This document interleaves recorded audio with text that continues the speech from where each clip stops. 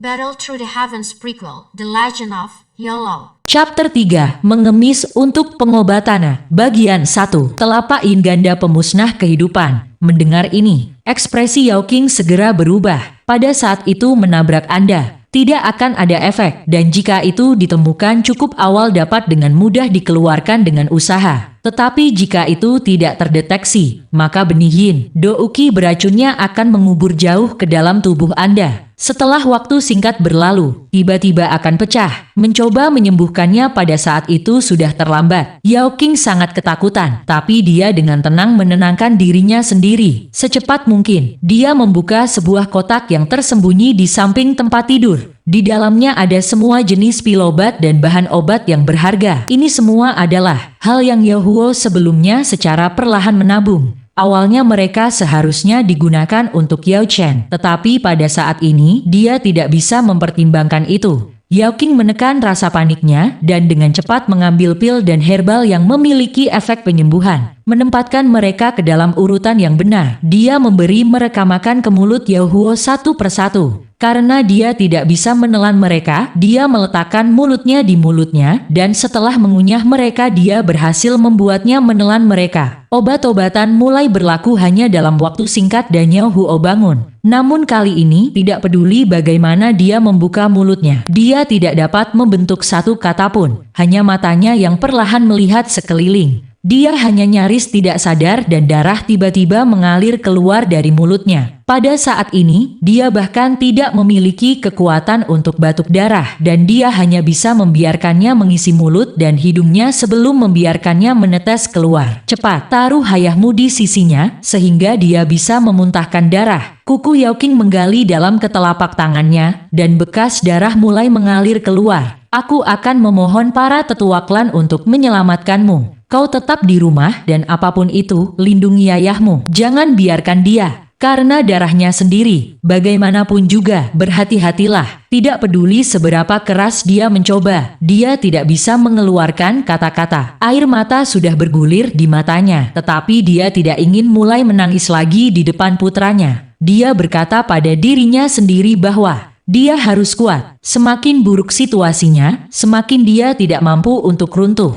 Yao Chen dengan penuh semangat menganggukkan kepalanya. Jurus telapak In Ganda Pemusnah Kehidupan adalah untuk mencari dan membunuh kehidupan, sehingga pil biasa tidak memiliki kemampuan untuk menyembuhkannya. Hanya pil obat penyembuhan suci di tingkat ke-6 dan di atas yang memiliki kesempatan untuk mengobatinya, tetapi pil tingkat ke-6 menandai garis pemisah di dalam klannya. Pil di tingkat ke-5 dan bawah dapat ditemukan dalam jumlah berapapun di klannya, tetapi setiap pil pada atau di atas tingkat ke-6 dianggap sebagai harta. Hanya kepala klan dan beberapa tetua inti yang memiliki wewenang untuk menggunakannya. Sinar matahari sepertinya menembus matanya, menyebabkan pikiran Yao Qing merasa sedikit pingsan. Dari pagi sampai sekarang dia hanya makan roti, dan dia juga mengalami angin dingin ketika dia berada di gunung memetik herbal. Dia berencana pulang untuk mandi air panas. Sambil menggelengkan kepalanya, Yao Qing memaksa dirinya untuk tetap fokus. Klan memberinya kuda untuk bekerja saat Yao Huo telah menjadi pengawal besi selama lebih dari 10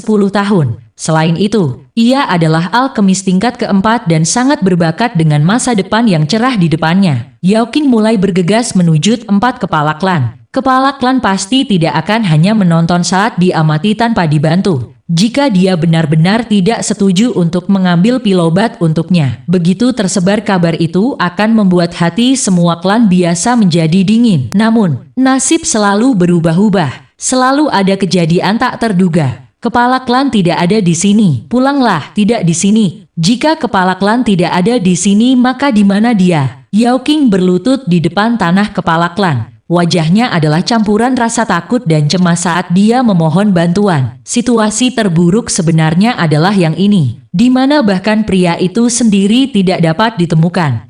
Apakah kamu berpikir bahwa lokasi kepala klan adalah sesuatu yang orang seperti kamu bisa minta? Penjaga gerbang menjadi marah, berpikir bahwa Yao Qing tidak mempercayainya. Tepat pada saat ini, penatu Wayolan sedang berjalan di dekatnya. Melihat situasinya, dia dengan cepat berjalan dan bertanya, Ada apa, kah Penatua Yolan? Bukan karena aku tidak ingin membantunya, tetapi situasinya benar-benar taih. Kepala klan benar-benar tidak ada di sini. Penjaga gerbang menjadi lebih hormat. Lokasi kepala klan adalah sesuatu yang dia benar-benar tidak bisa ungkapkan. Tidak apa-apa, saya mengerti. Anda bisa pergi sekarang dan saya akan mengambil alih di sini. Itu Yao Qing kan? Kenapa kamu mencari kepala klan? Yao Lan mengenali Yao Qing sebagai istri Yao Huo, Penatua Yao Lan. Yao Qing buru-buru memberitahunya tentang kondisi Yao Huo, menceritakan semuanya termasuk dual yin life ke Singplam, telapak yin ganda pemusnah kehidupan. Saat ini dia dalam bahaya yang dekat. Selain piloba tingkat ke-6, Yao Qing terdiam. Sejujurnya, kepala klan tidak ada di sini dan bukan hanya dia, sebagian besar penatua lainnya juga tidak ada di sini. Wajah Yao Lan menjadi sangat jelek. Tepat pada saat yang kritis inilah kepala klan dan tetua inti telah pergi untuk menemani klan iblis. Ketika dia masih muda dia juga telah diajarkan dasar-dasar alkimia oleh penatua Yao Lan. Dia sangat jelas bahwa berdasarkan karakternya, tidak mungkin dia akan mengatakan kebohongan liar padanya. Yao Lan membuat beberapa perhitungan di kepalanya. Bahkan jika dia mengirim melangkurir meminta bantuan kepala klan, setidaknya akan membutuhkan 2 hari. Namun telapak pengejar kehidupan yin ganda akan merenggut nyawa seseorang paling lama 6 jam sejak dihantam pukulan. Bawa aku pergi menemui Yao Huo. Saya akan melihat apakah saya dapat membantu memperpanjang hidupnya. Bagaimanapun, Yao Huo adalah salah satu murid yang paling ia banggakan. Yao Lan tidak akan berperasaan seperti itu untuk tidak peduli padanya. Begitu dia tiba di rumah mereka, dia melihat Yao Huo berbaring di tempat tidur. Penampilannya membuatnya tampak ia bisa dianggap sudah mati. Darah masih mengalir keluar dari mulutnya, tetapi darah merah yang semula telah menjadi hitam yang sangat menyeramkan. Cepat, bantu dia duduk. Yao Lan dengan cepat mengeluarkan semua obat penyembuhan yang dimilikinya, dengan beberapa pil obat tingkat ke-5 yang sangat berharga. Dia benar-benar tidak pelit sama sekali. Masalahnya adalah ini hanya bisa memperpanjang waktu yang diperlukan untuk telapak yin ganda pemusnah kehidupan untuk sepenuhnya meletus. Meskipun Yao Lan juga seorang penatua, sebagai penatua klan sekolah, ada jarak yang sangat besar memisahkannya dari para penatua inti itu. Tidak peduli seberapa murah hatinya dia, pil obat tingkat ke-6 adalah sesuatu yang dia tidak punya cara untuk mendapatkannya. Ini tidak baik. Pil-pil tingkat 5 ini hanya akan memungkinkannya bertahan hidup selama 1 hari dan kemampuannya untuk menyerap lebih banyak obat telah mencapai batasnya. Tidak peduli berapa banyak pil tambahan tingkat ke-5 yang dia makan, semuanya tidak akan berguna. Tetapi mungkin menggunakan beberapa ramuan obat yang sangat luar biasa juga bisa hanya memperpanjang umurnya sedikit. Yao Lan dengan hati-hati merasakan denyut nadi Yao Huo.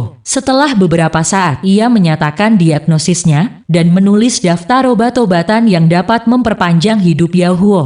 Namun alisnya terjalin erat. Tidak peduli bagaimana dia mencoba, dia tidak bisa mengatakan bahwa meskipun ramuan obat ini dapat memperpanjang hidup Yao Huo, mereka semua berharga hingga ke tingkat yang ekstrem dan nilainya menakutkan. Untuk menggambarkannya satu kata, sulit. Untuk menggambarkannya dalam 3 kata, sangat-sangat sulit. Aku akan meminta obat. Aku akan tinggal di sini. Kalian harus pergi bersama, kata Yao Lan sambil melirik Yao Chen. Yao Qing mengangguk, mengambil Yao Chen. Dia sekali lagi dengan cepat bergegas keluar. Yao Chen ditahan di sebelah dada ibunya. Mendengarkan angin yang berhembus, noda air mata di wajahnya mengering. Tidak peduli seberapa keras dia ingin menangis, tidak ada yang keluar dari matanya. Dia ingin bertanya kepada ibunya, ayah akan baik-baik saja, bukan? Tapi dia benar-benar tidak berani membuka mulut dan dia tidak berani mengeluarkan suara. Ibunya tidak pernah memiliki wajah pucat seperti itu. Hatinya sangat ketakutan bahwa jika dia membuat suara, ibunya juga akan tiba-tiba berakhir seperti ayah dan pingsan. Yao Qing bergegas membawanya ke keluarga Zuo. Keluarga Zuo memiliki ratusan tahun sejarah di Klanyao sebagai keluarga alkimia yang berpengaruh. Keluarga Zuo juga memiliki beberapa murid yang menjadi pengawal besi dan meskipun mereka tidak terlalu dekat dengan Yao Huo, mereka masih bisa disebut bersaudara. Karena ini, keluarga Zuo tidak memperlakukannya seperti klan biasa dan mengundangnya masuk. Meskipun mereka tidak memberinya ramuan apapun yang dia butuhkan, Mereka memberinya beberapa ramuan penyembuhan suci. Tapi kondisi Yao Huo saat ini berarti bahwa mereka pada dasarnya tidak ada gunanya. Yao Qing tidak punya pilihan selain membawanya pergi dan memikirkan beberapa metode lain. Bahkan ketika keluarga Zuo dengan lembut mengirim mereka berdua, Yao Chen tidak mengatakan sepatah kata pun. Dia hanya dengan erat mengepalkan mulutnya saat dia melihat segalanya. Setelah meninggalkan keluarga Zuo, mereka pergi ke keluarga Li. Situasinya pada dasarnya sama dengan keluarga Zuo. Meskipun mereka menyatakan simpati mereka juga tidak mengambil ramuan yang dapat memperpanjang hidup Yao Huo. Nyonya Yao, saya menyarankan Anda untuk tidak membuang waktu Anda.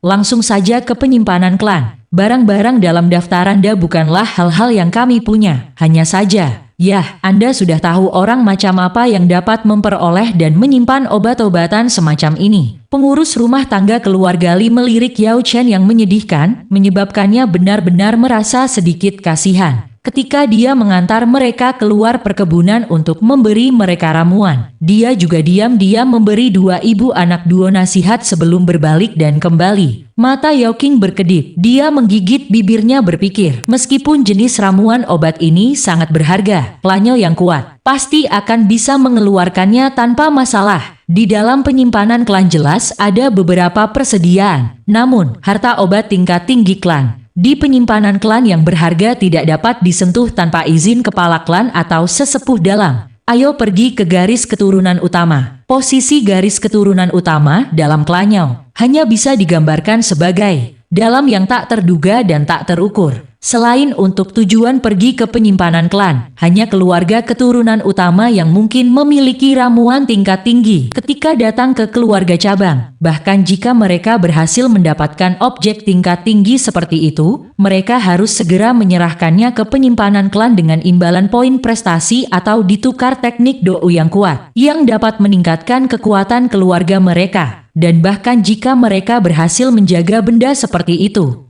akan dianggap sebagai pusaka keluarga yang berharga dan disimpan dalam-dalam. Tidak mungkin mereka dengan mudah mengambilnya. Simpati mengembalikan simpati, tetapi ketika seseorang melukai dirinya sendiri dan ingin meminta bantuan orang lain, berapa banyak orang yang memiliki pemikiran yang begitu mulia? Meskipun ada penatua Yolan, sejak awal dan sampai hari dia meninggal, dia hanya akan mendapat peringkat dalam kelompok penatua yang paling tidak kuat, salah satu penatua sekolah klan. Gerbang menuju lokasi garis keturunan utama adalah 300 meter. Orang-orang di dalam semua terkenal di dalam klan dan yang perkebunannya akan sangat sulit untuk dimasuki. Sebagai perbandingan, garis keturunan cabang, tidak peduli tingkat prestis seapa yang mereka pegang, tidak peduli apapun kekuatan yang mereka miliki, semua kepala keluarga mereka keluar untuk berbicara dengan Yao Qing dan Yao Chen. Setelah mendengar mereka memohon minta tolong demi kehidupannya Huo, bahkan jika mereka tidak membantu, mereka setidaknya memberikan wajahnya sebagai anggota klan yang sama. Tapi garis keturunan utama yang menyendiri dan terpencil jarang akan membiarkan anggota biasa klan masuk ke mata mereka. Mengemis untuk obat. Apa ini? Kepala keluarga tidak ada di sini, tidak dapat menemukannya. Penjaga pintu keluarga keturunan utama ini bahkan lebih mendominasi dan sombong daripada penjaga pintu kepala klan cabang. Tentu saja, Yao Qing sudah tahu bahwa dia akan menerima pelecehan semacam ini. Pada saat ini dia tidak punya metode lain selain memohon bantuan dengan pahit. Saya mohon, saya tahu saudara ketiga ada di rumah. Saya hanya ingin melihatnya sebentar. Ini, baiklah, aku akan membantumu bertanya. Penjaga pintu mulai merasa agak ragu ketika dia mendengar kata-kata saudara ketiga keluar dari mulut Yao Qing. Dia benar-benar khawatir bahwa Yao Qing memiliki semacam hubungan dengan tuan muda ketiga. Yao Chen melihat semuanya. Bahkan pikiran mudanya yang belum dewasa tahu bahwa ini adalah harapan terakhir ayah.